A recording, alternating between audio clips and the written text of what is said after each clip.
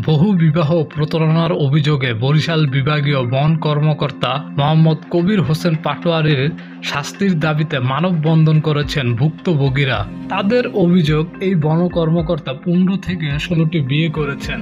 ভুক্তভোগী পরিবার ও সুশীল সমাজের ব্যানারে নগরীর কাশীপুর বন সংরক্ষক কার্যালয়ের সামনে এই মানববন্ধন করা হয়। ভুক্তভোগীরা জানান, বরিশাল বিভাগীয় বন কর্মকর্তা কবির হোসেন চাঁদপুরের মতলব উপজেলার বাসিন্দা। তিনি এর আগে ঢাকা, খুলনা, সিরাজগঞ্জ, বাগেরহাট সহ বিভিন্ন জেলায় কর্মরত থেকে বিয়ের নামে প্রতারণা করেছেন। তারা জানান, কবির হোসেন বিদেশে পড়াশোনা করানো, সরকারি চাকরি দেওয়া, বিমানবালার সুযোগ কিংবা সম্পত্তি দেওয়ার